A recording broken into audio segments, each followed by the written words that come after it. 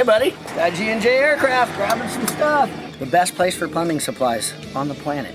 And it's right in our backyard, kinda. Pretty close to our backyard. I think maybe 45 miles, it's not that bad. Ontario, from Hesperia. You said don't mess up, I didn't. All right guys, welcome back to episode 4. Super excited to have you here. We're here at G&J Aircraft, as you can see right here. Wonderful facility down here in Ontario. Anyways, we drove the Ranger down. We don't always drive the Ranger down, but we just thought it would be fun to do so. But this is like the candy store of all plumbing. If you were plumbing a race car or plumbing something, this is the place to do it. This is the place you want to go. Order from, they'll ship anywhere. So these guys are super knowledgeable. They're just the guys to go to when it comes to plumbing, 100%. So we're down here picking up some fittings for the Barracuda, the 69 Barracuda. I think we showed that on the last episode. We just need some plugs for the water pump, and if they have it, a 3/4 pipe thread to compression adapter, actually half-inch pipe thread to compression adapter for the water probe for an autometer gauge. But we get everything here. We get all of our hardline stuff, hardline ferrules, all of our brake lines. They can make brake lines here, steel braided brake lines, you know, dash 3 stuff, dash 4 stuff. All the way up to dash 20, like all of our fluid transfer lines for everything as far as the oil system, the transmission system, pretty much everything. Power steering, they do hydraulic lines here as well, so they do everything plumbing related, and then they also have a bunch of aircraft surplus, like used, new aircraft surplus here, which is freaking awesome. You can find the coolest stuff here. I see a bunch of cool people here. Sometimes, like I'll see Jimmy Shine here in the aisles, you know, picking out something for some cool hot rod he's building. This is the place to go for sure if you're looking for plumbing stuff. Plus, it's some cool one-off aircraft stuff. And then after we leave here, back up to the shop, and we're gonna go over everything, all the projects we're working on right now. The Datsun 510, a little bit of updates on that. Obviously the 49 Willys, bunch of updates on that. 65 F100, the 69 Barracuda, and then we have back from wiring the 69 Camaro. So we'll go over that as well.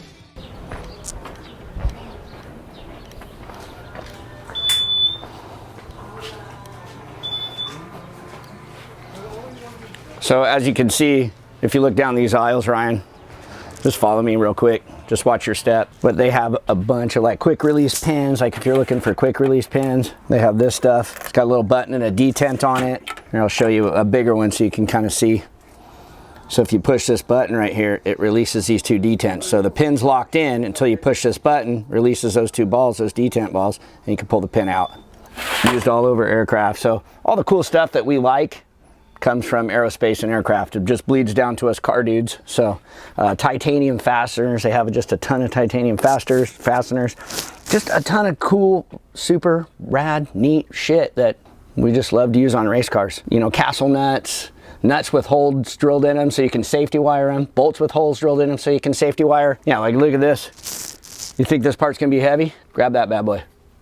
It's titanium, so it weighs almost nothing. Like they have their application, it has its application. So yeah, here we'll come down around through here. Yeah, like check valves, a bunch of check valves. You know, a lot of aircraft use that in all the wings, you know, for fuel transfer, fluid transfer, hydraulic transfer, stuff like that. I'm not an aircraft guy, so if I'm saying something incorrect, you guys can correct me, feel free. So it's like big old hydraulic fitting, I don't know. I see some guys come down here just to build art. Like they take some of these pieces they build. I've seen a few things that they've given to the guys here that have all these super neat, badass, you know, artistic dudes, you know, doing something. It's just super neat. I don't think we have anything right now.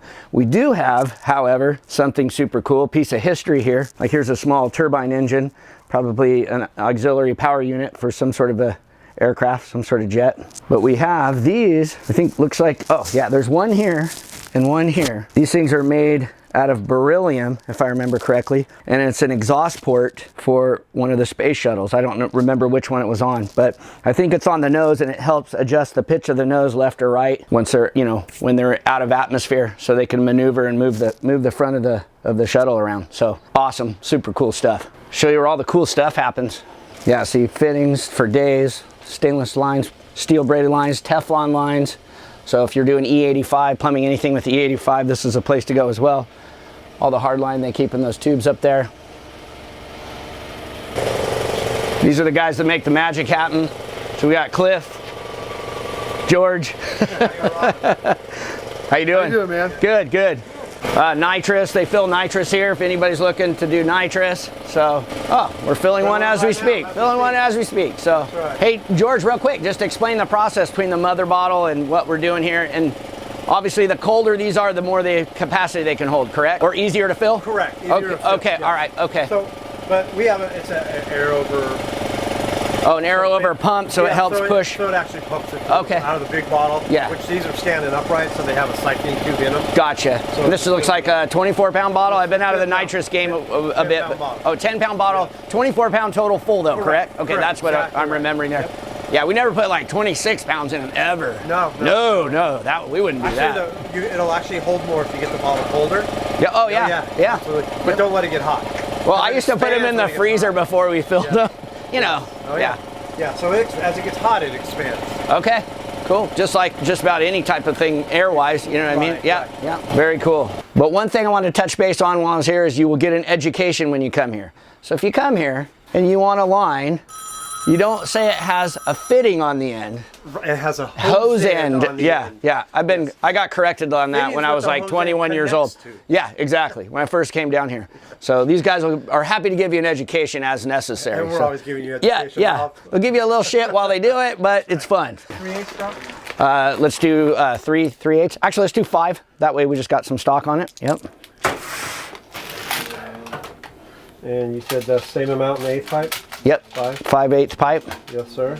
And then one thing I'm not sure if you have, the odometer temperature probe for a mechanical gauge. You know, it goes into that compression, like half pipe to that compression deal. Yeah, no, I don't have that. Okay. Like that bushing, special bushing. Yes, exactly. The one that has a capillary tube. The one that people put PTFE tape on. I don't know why that do it. That's not what seals. It doesn't seal there. No, but it seals on that cone. Right, exactly. Okay, this is for 69 CUDA.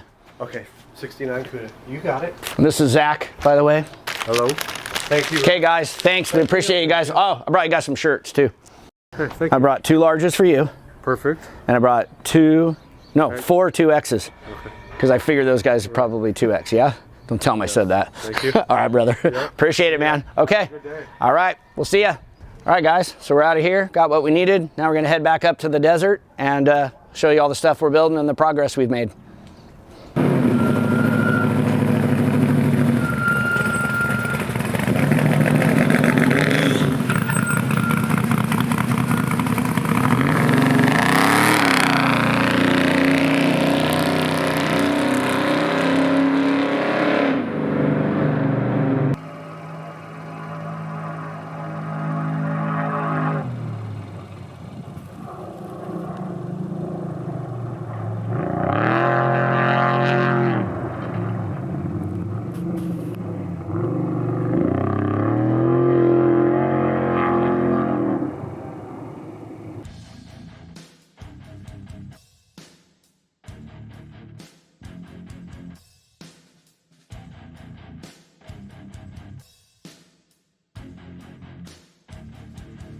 All right, so we're back at the shop for episode 4. Super excited to show you what we got going on. Let's check it out. So actually we'll start with the Pantera first. So we met with the client. I think I mentioned that in episode 3 that we were just waiting to meet with the client. So we met with him actually on Tuesday. He brought us the 2 of the original wheels and tires, 1 rear and 1 front. So as you can see, this is the wheel and tire combination that it had before. There's no suspension on the car, so we just have the wheel setting up in there in the front. It doesn't normally stick in that far. These are centerline Champ 500s, very old school wheel. We're gonna go more modern. So we're either gonna do an 18-inch front, 19-inch rear, or we're gonna do, if that won't fit properly, we're gonna do a 17-inch front, an 18-inch rear. I like to stagger, and with the 17, we should still be able to get a 14-inch rotor and a 6-piston caliper in the front. So that's gonna work out really good. These are just here to remind us what we're not doing, I think. Super old school. Those were like, I think my first 240Z, and it was a 1974 early 260Z, and I had Champ 400 wheels on it. They called them 400 versus 500 because they were 4-lug. So, but it was a super cool wheel back in the day. And then I was surprised, they probably don't make this tire anymore, but it is a 345 wide, 55-15, or 50-15.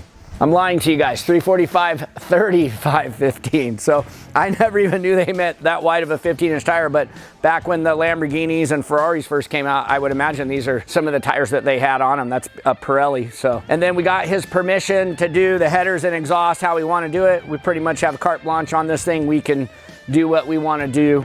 I want to make a bunch of changes, but I just want them to be subtle. I don't want to ruin the shape of the car, what it is. It's still going to look like a Pantera Not gonna do a bunch of body mods, but just do some performance modifications and move things around. Like I'd mentioned before, the AC condenser will be in the front, so it captures fresh, clean air, so the AC actually works well. Dual fuel tanks on both sides to balance the weight out and low, and then we'll mount the electronics and stuff above that. So should be a super fun, cool car to drive around. 49 Willys, man, we're jamming on this thing as fast as we can. I really want this thing done for SEMA show. We have so much work to do still, but you can see what Nick's been up to here.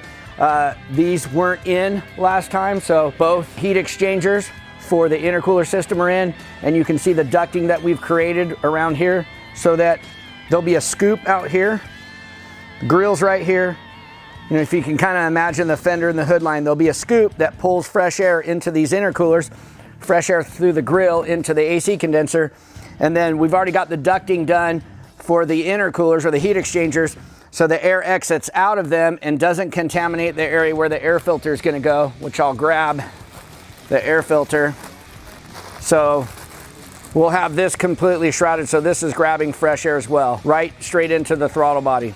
So what you can see the fan here, Ryan. This will be shrouded, and all the fan, or all the air that the fan pulls plus fresh air coming through will go below the air filter and out that actual center hole right there. So that's going to help keep the intake charge air temps way down. Nice, fresh, cool air to the engine. Plumbing.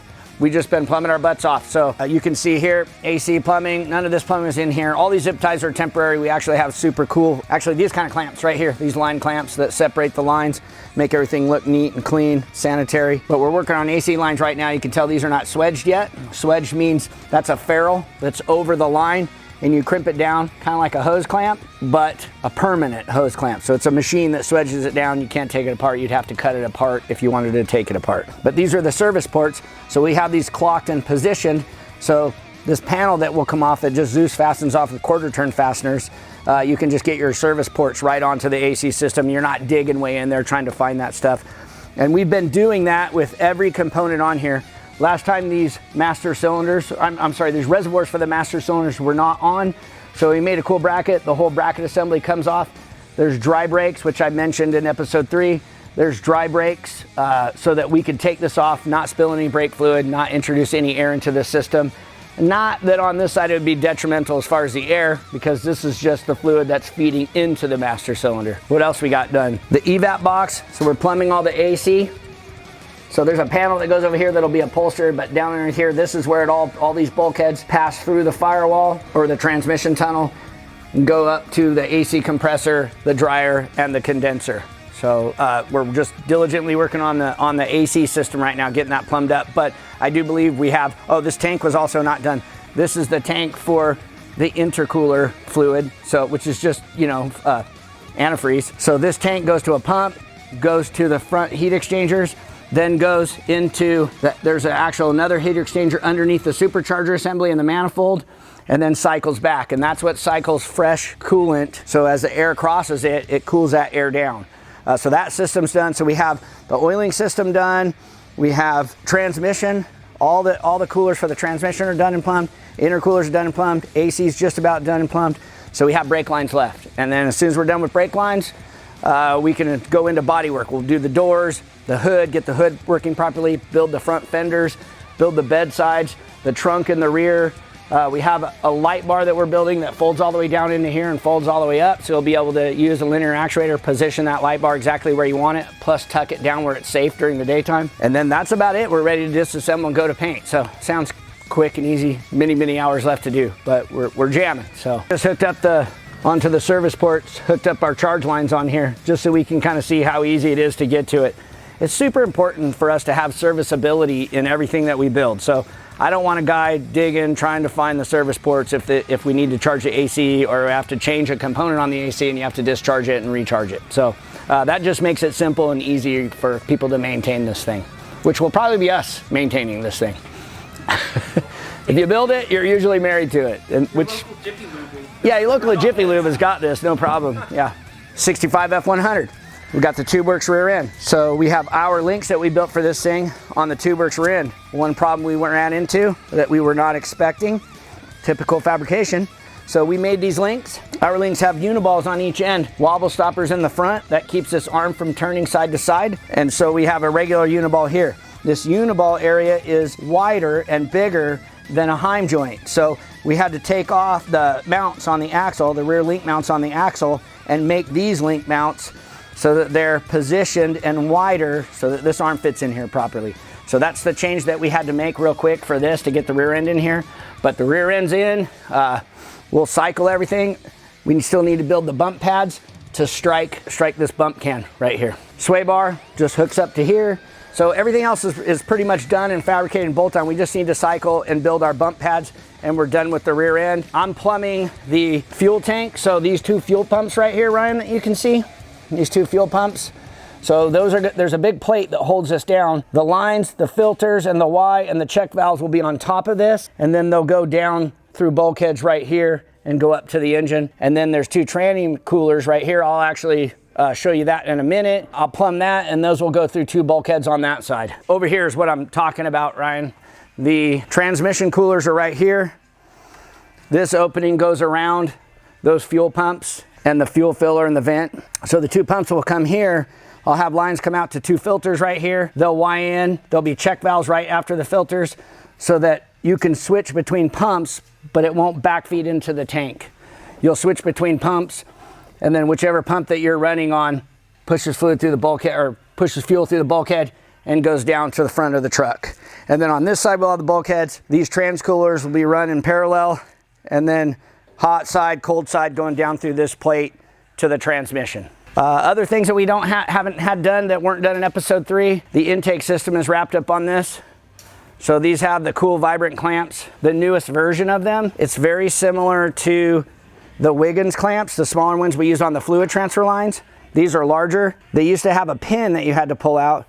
Now they just have a button you push, and then you can just open this assembly up.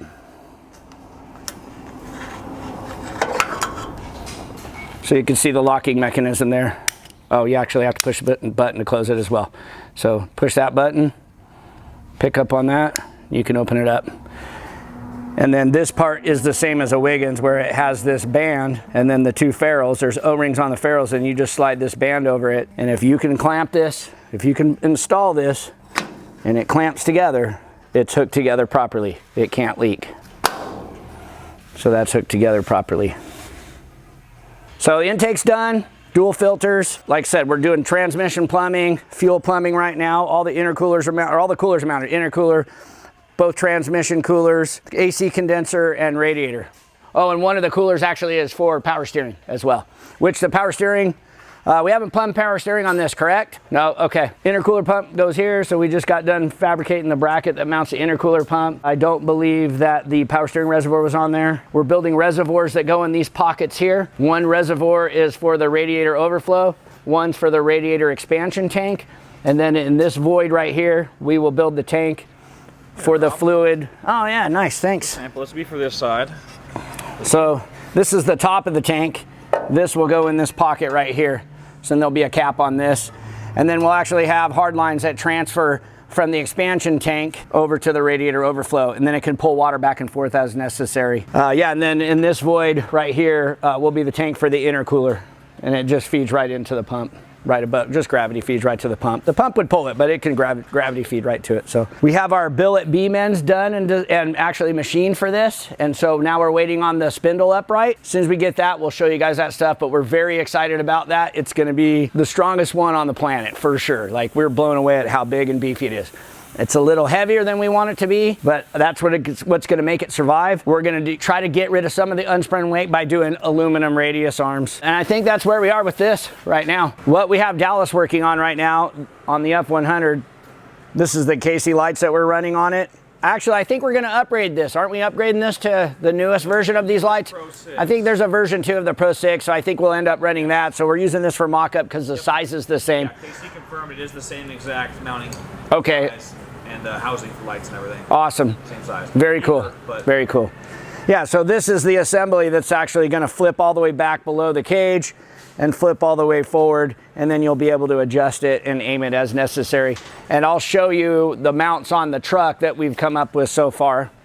So this is the mount on the truck. It's kind of hard to see, but it's like a little spine. It has a uniball and it pivots right here. So that tube will weld directly to this. So it can flip up or flip all the way down into this area right here where it's protected. And it just so worked out that with it flipped all the way down, we've measured we're exactly in line with this. So you still be able to see a very small amount of rear, vision over the spare tires. Very small amount, but at least you can see a little bit back there, which is very helpful.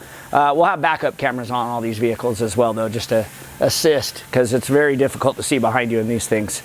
So we also got Kurt's 69 Camaro back from wiring. We're getting ready to fire this thing up. It's up in the air because they were bleeding brakes on it, but I'll show you the top side and the bottom side of this thing. So we have Willwood 14-inch rotors all the way around, 6-piston calipers in the front, 4-piston calipers in the rear.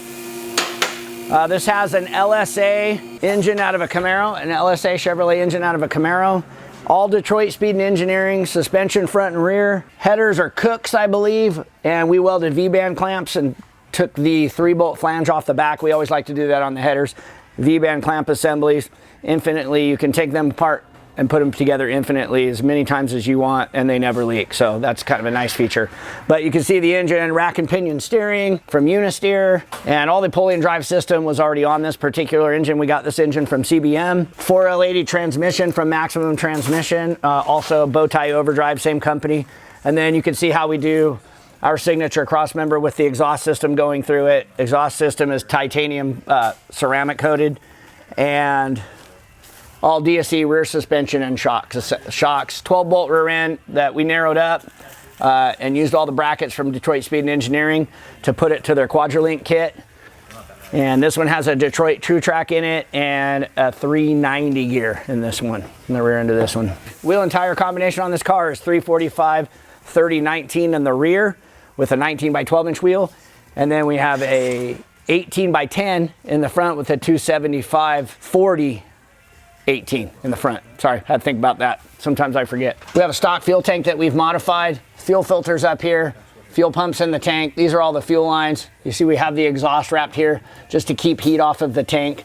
Hot fuels, no bueno. So keep the fuel cool. But let me show you the top side of this as well. So on the top side of this car, we had Travis at Sylvester's Customs paint this particular ride for us. We are not finished with the inner fenders, so that's why the inner fenders are raw. We actually had them finished, had them painted, and decided to make a change on them, and so that's why they have that rough finish. We actually had them stripped of all the powder coating. But Be Cool radiator, these are the tanks that we made. One's for the intercooler, holds the intercooler fluid. One's radiator overflow. We do not have an expansion tank on this particular vehicle. It's kind of a little bit difficult to see, Ryan, but if you look inside here in the grill's not in yet, but you can see the trans coolers, the intercooler, the AC condenser, and then the radiator. So all of it's mounted off of one bracket. So if you take that one bracket off, the intercooler and both transmission coolers come off in one piece, which is kind of a nice feature if you're working on the car. Hood hinges, we always like to make these pockets where the hood hinges go down into these pockets. What that does is it keeps water, if you run through water, it keeps all that grime and water and crap and stuff off of the actual hinge itself. So when you open the hood, you don't have a bunch of stuff on your hinge. Willwood master cylinder, like I said, LSA, 376 inch, I believe. Is this 376, Marty? Yeah, 376 inch LSA engine with the supercharger from GM Performance. From CBM Motorsports, they built that particular one. And then the inside, we just have the wiring done, but we did the cage on the inside. You can see we like to use the race pack street wire assembly, so I don't know if you can catch that. What that box does, Ryan, is there's no more fuses. So that's set by your laptop. You can set all the circuits to whatever amperage you want them to trip at, and then you give that a name. You can define, say, fan 1, radiator fan 2. You can say, I want it to trip at 30 amps. You can have it do time between restarts. So how many times you want it to restart. So if you want that fan circuit to try to restart after 30 amps, if you wanted to try, if it trips after 30 amps, you want to try to restart, you could do, say, I want it to restart 100 times and 1 second intervals between before it shows a fault code. So it will keep trying that circuit until you've determined that it actually has a fault. So and it has turn signals in it, the flasher relays. It's all solid state built into one piece, and that's from Holley. You can get that from Holley Performance because I think Holley owns Race Pack now. So I don't know if you can go straight to their website and get it or not, Racepack's website, but you can get it through Holley Performance. So just a super cool way to wire a car. And then it's also CAN bus, so you can integrate VNet sensors for all your transmission lines, all the or transmission temperatures, engine oil temperatures. I mean, you can do everything with that with VNet sensors. You can travel sensors for suspension, drive shaft sensors, speed sensors. I mean, it's kind of the sky's the limit. You can put a bunch of stuff on it through that piece right there. So that's kind of neat. And then as far as the shifter goes, we have the low car bump shifter, which is a neat feature. You just pull it back into drive, it automatically shifts, or you push it off to the right, you can upshift and downshift. That's a cool feature as well. So as soon as we get this thing fired up and get it dynoed, bleed the brakes, it's off to upholstery. So just back for that stuff, and we'll get it to upholstery in about a week and a half, I believe. And then Gordon's Ranger, it's almost gone. I know it was over on the 4-post last time. We got the new converter in, sitting on the dyno. We're just waiting for our Stig dyno guy to come up, work his magic on it. And we're actually, since we have it still, the customer decided, hey, let's upgrade to the newest KC lights. So we're manufacturing a bar that mounts here and goes across and holds the new KC light, a different kind of KC light, not this Pro 6 assembly. It'll actually have to bolt down. We're doing a guard underneath that keeps glare off the windshield, and we are adding the same lights up there, 4 of them right here. So it's just more powerful, but I think it has 4 individual lights inside, and it has a feature where you can click an amber on in it, so that works really good as a dust light. So that really helps you in the desert when it's super dusty or out in the sand dunes. A little more compact, but you can see the 4 individual LED lights. I think 1 or 2 of these, one does spot, one does flood, and 1 or 2 of them you can change it over to an amber, so it works really good as a dust light. And then still has the KC cover on it. You can show them that cover, Marty, how that, yeah, just clips on like the standard KC lights do. We're up at the new shop. Just gonna show you guys what we've gotten done on the CUDA. We've actually been waiting for parts like crazy. So I think today the transmission pan and dipstick arrived, is that correct? Yeah. Okay, cool. So that and the radiator's on order. A couple more ARP fasteners are on order, but Marty has put Deutsch connectors on a lot of the electrical connections for the engine, like the coil, the distributor. He's got the throttle cable on, steering's in, the wiring's done under the dash. That was done last time, I believe, the wiring under the dash, but the steering's in. We still haven't notched, I think we notched the valve cover. We know it clears now, the brake master cylinder. So we're just waiting to get that welded up and get it back from powder coat, correct? Yep. Okay, and then when we were at G&J today, Aircraft Supply, one of the things that I picked up were just a couple plugs. So they'll go in these holes right here. This one takes the temp sensor, this temp sensor right here. We just need the adapter for it. But there's one of these here, one here, and a little 8th pipe here. So we just need to plug those holes and put the temp sensor in and get the radiator in, and then the cooling system's wrapped up. And I think that's about it. Yep, then we'll start working on the fuel system. Here's that. The fuel. Actually, I don't want you to lose this or it to fall into that other hole. So here, there you go. And then, I'm sorry, Marty, what'd you say? What was left? On the engine, we'll have to do the fuel system next.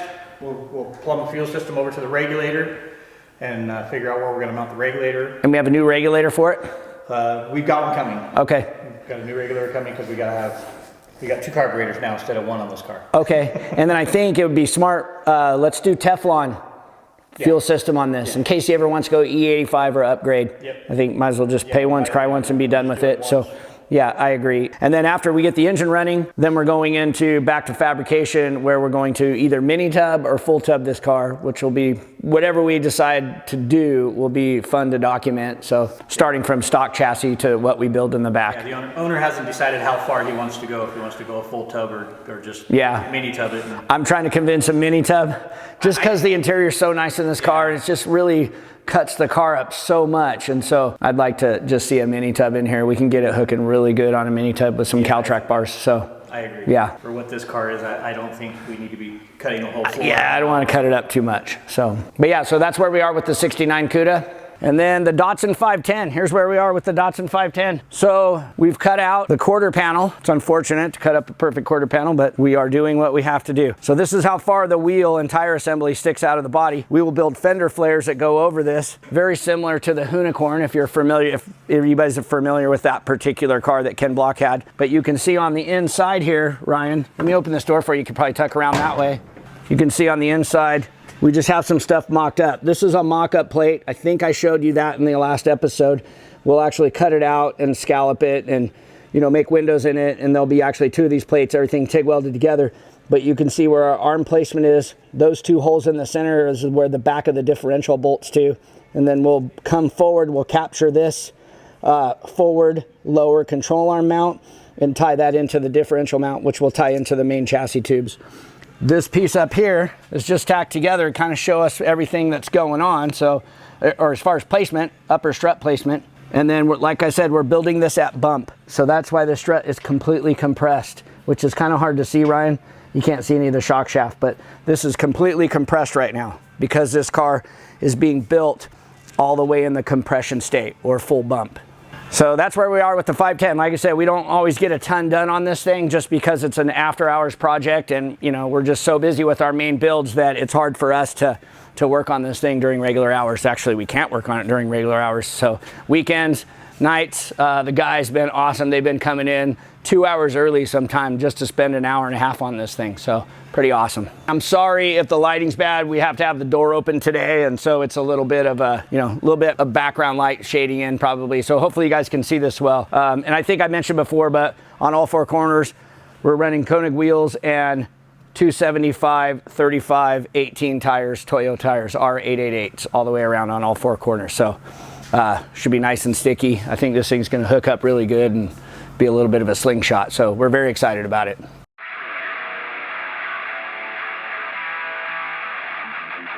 Putting the coil backs back together because the brackets that we did get, or Rob got, are the incorrect ones. So now we're gonna move on to something else. I'm pretty sure I'm mounting the light bracket on Gordon's. Yep, on the bumper.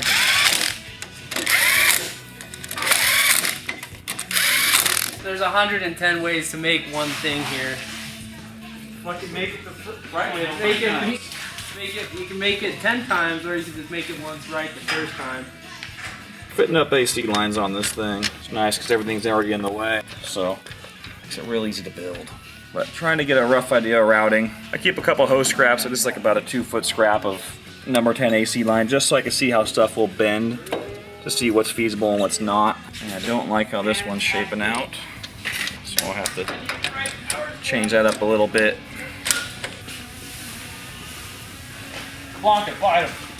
We got right here is a roof rack for Gordon's 95 Ranger right here. He has a Pro 6 on it currently, but he wants to switch to the new Flex Era 4 lights. But they mount differently. The Pro 6 will mount off the side, the Flex Era 4 will mount off the bottom.